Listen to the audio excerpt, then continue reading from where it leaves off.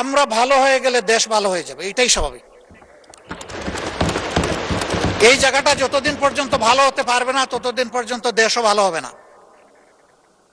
আমি কিছু ম্যাটেরিয়ালস আজকে রেডি করে নিয়ে এসেছিলাম, কিন্তু মাননীয় প্রতিমন্ত্রী আমার ম্যাটেরিয়ালস সব কিছু বাসায় দিচ্ছে। আমি আসলে কখনো এটা বলতে চাই না যে আমার গ্লাসের অর্ধেক খালি। আমি সব সময় বলতে চাই আমার গ্লাসের অর্ধেক ভরা আছে, কাজেই বাকিটাও আমাকে ভরতে হবে। আর যদি আমি খালি বলি তার মানে হচ্ছে অর্ধেক যখন খালি বাকিটাও ফেলে দে। আমি ওই থিওরিতে বিশ্বাস করি না। আসেন আমরা পজিটিভ অ্যাটিটিউডে, সরকারি দল বিরোধী দল বড় কথা নয়, এই হাউস বড় কথা।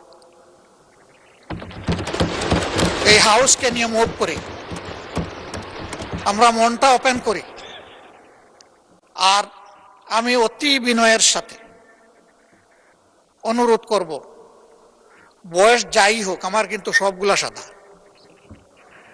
আমার মতো বুড়ো সাদা লোক এখানে খুব কম। তো এই দিক থেকে অনুরোধ করছি যে আসেন ওই ঠেলা ধাক্কার রাজনীতি এখানে বাদ দিই। এই জায়গায় আমরা সিনসিয়ার টক করি, পরস্পরকে রেসপেক্ট করি। আমরা যদি মিউচুয়াল রেসপেক্টটা শো করতে পারি, পুরা হাউস রেসপেক্টেড হবে। আমরা ওই জায়গাটায় যেতে চাই। উস্কানি আমাদেরকে দেয় অনেকে, এই গরম কাণ্ড ঘটান, ওইটা ঘটান, ওইটা ঘটান, আপনারা কি বিরোধী দল হইলেন? তাই আমি বলি যে ভাই, আমার তো যোগ্যতার পুঁজি এতটুকুই, আপনার পুঁজি দিয়ে যদি একটু সাহায্য করতেন। আল্লাহ আমাকে যে মুখ দিয়েছেন, আপনার দুটি ঠোঁট, তাইলে আমার এখানে জোড়া দিয়ে দেন, আমি আপনার ভাষায় কথা বলবো। আমি তো আল্লাহর দেওয়া আমার জিহ্বা, আমার ঠোঁটের ভাষায় আমি কথা বলবো, যেটা আল্লাহ আমাকে দিয়েছে। তা আমি সবাইকে অনুরোধ করব যে আমরা রংপুরের ঝাঁঝালো মরিচের কথা ভুলে যাই, আসুন সুন্দরবনের মোদিটা একটু আমরা ঠোঁটে লাগাই।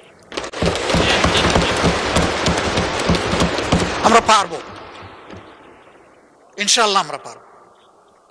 কেন পারবো না? শুধু একটা গুড ইন্টেনশন লাগবে আমাদের, এই জাতিকে আমরা বিল্ড আপ করবো।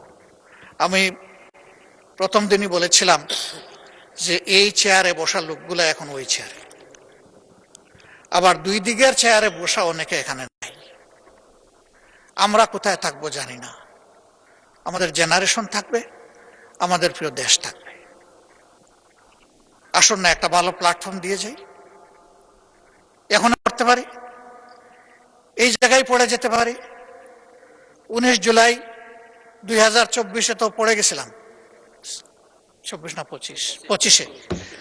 সেই পড়া থেকে অনেকে উঠে আসে না। আল্লাহ আমাকে জীবন দিয়েছেন, আবার নিয়ে যেতে পারে।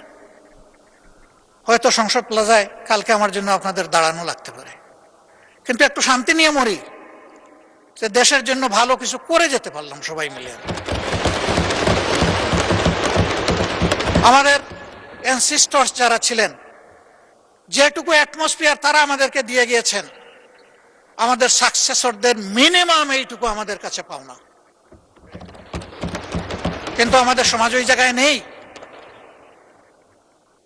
আমরা আমাদের বেজ লাইনে আগে যাই, তারপরে ইনশাল্লাহ হিমালয়ের চূড়ায় আমরা আস্তে আস্তে উঠবো। আমরা পারবো ইনশাল্লাহ, না পারার কোনো কারণ নেই। আমি স্পেসিফিক্যালি আমার কিছু। জি মাননীয় নেতা, আপনার বক্তব্য কন্টিনিউ করেন, সময় আরো বাড়িয়ে দেন 3 মিনিট দয়া করে। Thank you so much. আমি সরি, সময়ের দিকে খেয়াল করতে পারি না, এই জন্য আপনার কাছে মাপ চাচ্ছি। আমরা এই বিষয়টাকে টোটালি অ্যাড্রেস করার জন্য এবং একটা টোটাল সলিউশনের জন্য যদি সরকারি দল ফিল করেন যে আমরা একটা কমন কমিটি করব, আমরা সাড়া দেব ইনশাআল্লাহ।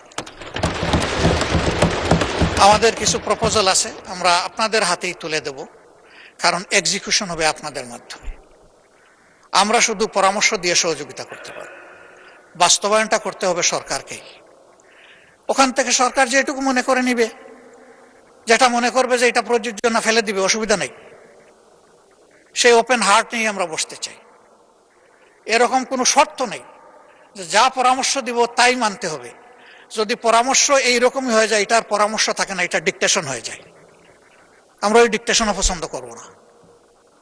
কিন্তু আমাদের কোনো সিনসিয়ার সাবমিশন এটা যেন ডিজোন না হয়, এইটুকু আমরা প্রত্যাশা করি, for the sake of the country and nation. সবাইকে অনেক ধন্যবাদ আমাকে বাড়তি সময় দেওয়ার জন্য। একটু ফিরত দিয়ে বিদায় নিলাম। আসসালামু আলাইকুম রহমতুল্লাহ। জি ওয়ালাইকুম আসসালাম। ধন্যবাদ মাননীয় বিরোধী দলীয় নেতা।